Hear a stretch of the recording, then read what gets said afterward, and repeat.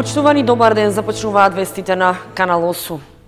Со предстојната реконструкција на трговскиот центар во Кочани ќе се доуредува и неговата околина. Од општината најавуваат дека во план е парковско решение за просторот што нема да биде дел од обновувањето на плочникот. Просторот во трговскиот центар во Кочани, кој е неуреден и се користи како локација за контејнерите, подолг период е тема на критика и барање од граѓаните да се подобрат неговата функционалност и естетски изглед. Се работи за површина од над 100 метри квадратни, што поради недостигот од паркинг простор, возачите често ја користат и за оставање на возилата. Со тоа се нарушува целиот амбиент, а и се попречува нормалното движење на граѓаните со оглед што овој дел од трговскиот центар е и пешачка зона. На последната седница на Советот на општината за ова имаше советничко прашање до градоначалникот, при што тој рече дека се размислува заедно со реконструкцијата на целиот простор на трговскиот центар да се уреди и овој негов дел.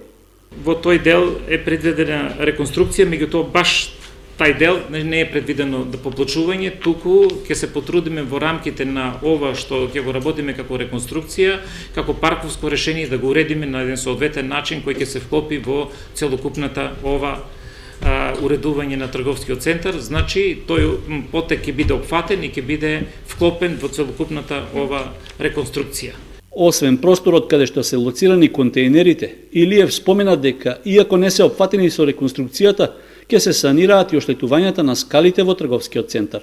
Степениците во трговскиот центар, значи, во ова поправка, искрено, не се земени во предвид, меѓутоа, додека го реконструираме, ќе преземеме мерки, додека се реконструира трговскиот центар, да најдеме соодветни плочки кои одговарат и да ги реконструираме и да ги поправиме, да ги замениме сите што се скршени. И мене ми сметат, во право сте, и сите ќе бидат заменети за времето на реконструкцијата.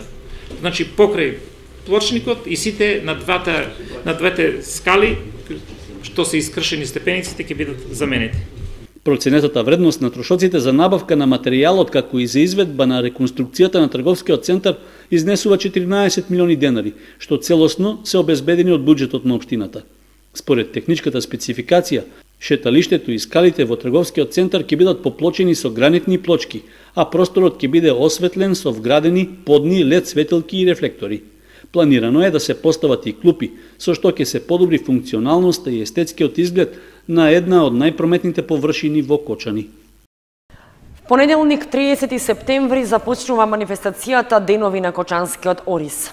Ке трае до 5 октомври, а во програмата се поместени промоции на книги, фестивал на детска песна, концерти и фолклорни настапи. Понеделник 30 септември со промоција на книгата Богатството запишано во времето, втора книга од Киро Герасимов, во 19 часот во Центарот за култура Бели Мугри стартува програмата од манифестацијата Денови на Кочанскиот ориз 2019. На 1 октомври концерт ќе одржи градскиот хор од Штип, а во следните денови ќе следуваат фестивали, промоции на книги и концерти. Среда, 2 октомври, ќе се одржи фестивалот на детски песни музички бранови, а за четврток, 3 октомври, се планирани 2 настана. Едниот во 12 часот во библиотеката Искра, каде што ќе бидат промовирани 4 книги од магистер Драган Георгиевски, кустос советник, запишано фолклорно богатство од Кратовско. Во 19 часот во Центарот за култура Бели Мугри концерт ќе одржи Основното музичко училиште Ристо Јуруков. В петок, 4 октомври во 18 часот, во библиотеката Искра ќе се одржи Балканска поетска средба, а во 19 часот ќе биде промовирана книга за оризот од Зоран Поповеќ и Оливера Поповеќ од Република Србија. Во 20 часот во Паркот на Револуцијата концерт ќе одржат Салса и Пунто, Куба, Србија.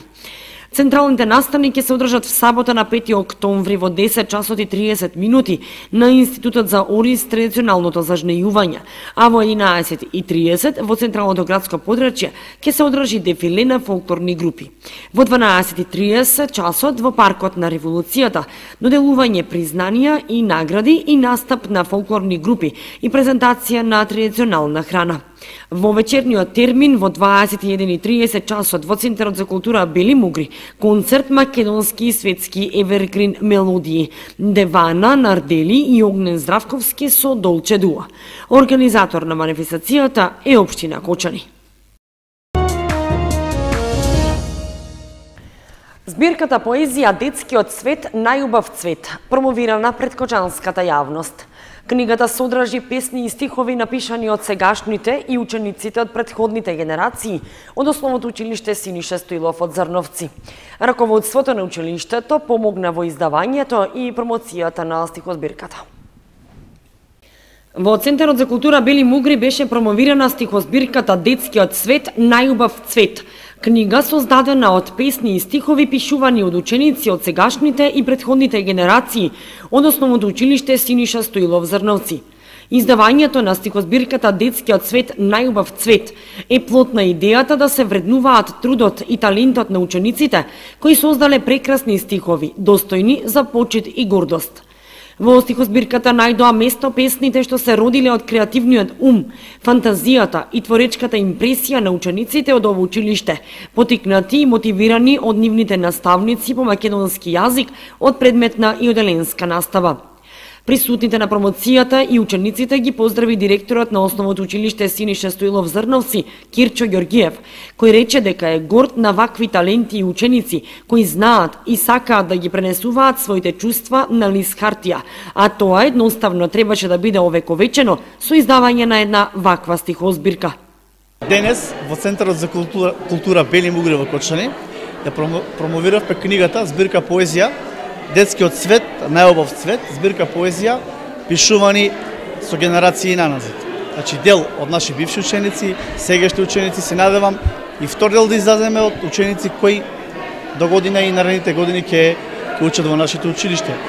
Ова е збирка поезија која за прв пат се издава по мои податоци на територијата на бивша општина Кочани. Гордост е да бидеш раководител на училиште кое напорно работи, се труди, ги мотивира децата, наставниците се мотивирани добро, поддржани од стручната служба, од мене како раководител, и се надевам дека тука нема да застанеме, да ги издадеме и втор дел, но сега збирка проза, значи раскази, народни верувања и приказни од територијата на општина Зрновци. Инаку во оваа книга се собрани песни. Имаме 100 песни од 60 до 70 ученика по повод патронен празник, пишувани по повод патронен празник, литературни конкурси, наградувани песни, и идејата дојде сосема спонтано на еден неформален разговор с кафе муабет, дека тоа ние треба да го овековечеме како резултат на плодната работа на нашите ученици, измотивирани од нашите вредни наставници. И пак ќе кажам, чест е да се биде дел од колективот во Синиша Стоилов, а уште поголема чест негов раководител. Учениците истакнаа дека инспирацијата за пишување ја црпеле од разни теми: љубовта кон татковината, кон семејството, кон мајчиниот јазик, богатството и убавината на светот околу нас, свеста за зачувување на природата за здраво и весело детство, како и за зачувување на традицијата и обичаите поврзани со празникот Великден. На промоцијата присутните имаа можност да слушнат дел од песните поместени во книгата, каде што стихови читаа ученици од Основното училиште Синиша Стоилов. Проектниот тим, составен од 4 професори и 8 ученици од Средното општинско училиште Љупча Сантов, се вратија од еднонеделниот настан во Росарно, Република Италија, како дел од проектот 8 струни на нашите лакови. Целта на проектот е преку разни активности, интеракција и размена да ги мотивираат учениците да разберат како нивните новостекнати способности да ги користат во секојдневниот живот. Проектот 8 струни на нашите лакови, кој започна да се реализира во септември 2018 година, а во кој е вклучено и Средното училиште Љупча Сантов и се реализира со финансиска поддршка од Еразмус Плюс програмата, продолжи со планираните активности. Во реализација на овој проект се вклучени како проектни партнери средни училишта од 5 држави: Македонија, Велика Британија, Италија, Португалија и Турција. Од Македонија проектен партнер е Средното училиште Љупча Сантов од Кочани. Како активност во рамки на проектот реализиран е транснационален настан кој се одржа од 15 до 22 септември во градот Росарно во Италија, а на кој учество зедоа 4 професори и 8 ученици од Кочанското училиште. Во текот на тие денови проектниот тим од Средното училиште Лјупчо Сантов ги реализираше планираните активности на најдобар можен начин, а оствари и соработка со представниците на останатите проектни партнери, како и размена на добри практики кои во иднина ќе бидат имплементирани во образовниот процес, што е всушност една од најважните цели на Еразмус Плюс програмата. Првиот ден имаше средба на сите тимови, односно членови на тимовите во општината, средба со градоначалникот, посета на знаменитости во Реджио Калабрија. Додека наредниот ден веќе беа одржани тие презентации, односно сите видови на интелигенција, со тоа што организаторот се потруди да ги реализира на различни места во Италија. Значи, имаше реализација на интерперсонална интелигенција, просторна, лингвистичка и логичка интелигенција во градот Росарно, односно во самото училиште, додека другите интелигенции беа презентирани во Таормина на Сицилија, поточно музичката интелигенција беше овде презентирана, потоа во Тропеа имаше активности на плажа, преку кој беше представена телесно-кинестетичката интелигенција и секако логичко-математичката интелигенција која беше оставена нели за крај и после неја секако се оствари средба на координаторите од 5 земји учеснички во проектот. Основната цел на проектот е да се поттикнат учениците да ја сватат важноста за личен развој преку развивање на способности кои би биле најсоодветни за нив, односно да ја сватат важноста за користење на нивните собствени предности за да им пристапат на различни теми и да размислуваат за нивниот омилен стил на учење. Ова беше моја прва мобилност од овој тип и во сите аспекти ги надмина моите очекувања. Ние имавме можност да се запознаеме со ученици од повеќе европски земји, да се дружиме, да ги запознаеме нивните култури, како и да ги реализираме планираните активности во рамките на проектот. Имавме можност да се запознаеме со богатото културно наследство во овој дел на Италија, така што посетивме еден од најубавите амфитеатри во Таормина, потоа ги посетивме градовите Шила, Катанија, Тропеа и други места. Преку реализација на организираната гала вечер, ние се представивме со македонското народно оро и сме горди што се представивме во нашето најдобро светло. Јас сум срекна што нашето училиште беше дел од овој интернационален настан и се надевам дека и во иднина ќе продолжиме да учествуваме во вакви проекти. Идејата на проектот е да се примени теоријата за повеќекратна интелигенција на Хауард Гарднер, според која постојат 8 видови на интелигенција. Координатор на проектот е професорката Весна Кушевска.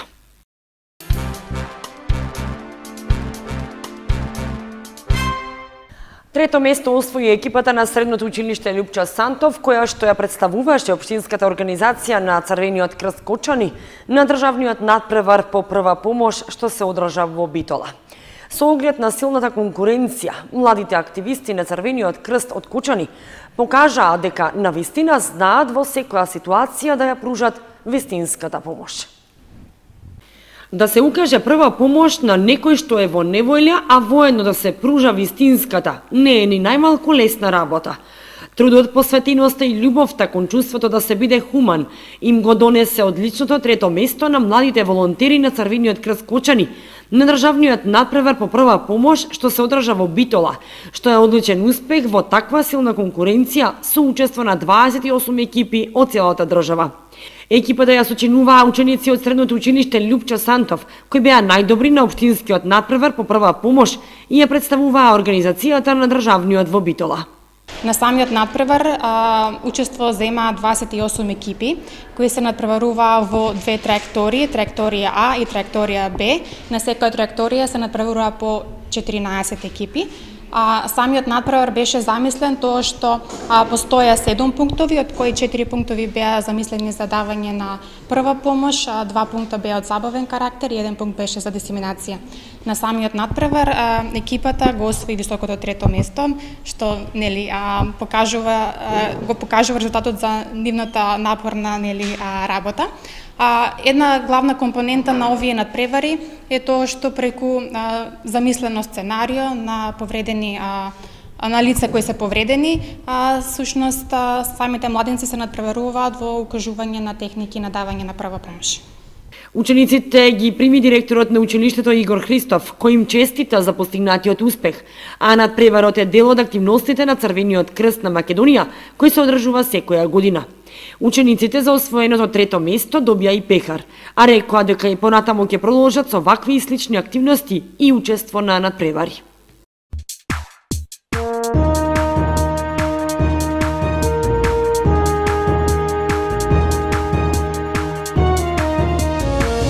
Следува информацијата од спортот. Викендов се игра шестото коло во првенството на втората фудбалска лига Исток. Фудбалерите на Осогово ќе гостуваат во Струмица на надпревар против второпласираната Беласица. Екипата на Кочанскиот фудбалски второлигаш Осогово викендов ќе има тешко гостување во Струмица против тимот на Беласица. Средбата е во рамки на шестото коло на втората фудбалска лига Исток, во која на жолто-сините не им тргна најдобро, но по победата во претходното коло прекината е црната низа порази, па сега и надежите се разбудени. Потајно, сите во клубот посакуваат и се надеваат на поволен резултат, што би значил враќање од Струмица без пораз.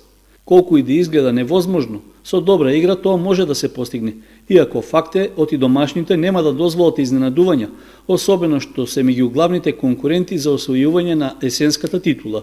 Фановите на Осогово се надеваат дека поразот во првата средба од осмина финалето на Купот на Македонија од Академија Пандев нема да влијае негативно врз играчите и дека наместо дефанзива ќе се игра рамноправно на теренот во Струмица. Во моментот, жолто-сините се предпоследни на табелата, откако со првите 3 бода против Прилепска победа се одлепија од дното. Беласица пак е на втората позиција со 12 бода и со добар резултат токму против нашиот второлигаш најверојатно ќе бара шансата да му го преземе водечкото место на Тиквеш. Средбата Беласица Осогово се игра в сабота со почеток од 15 часот на градскиот стадион во Струмица.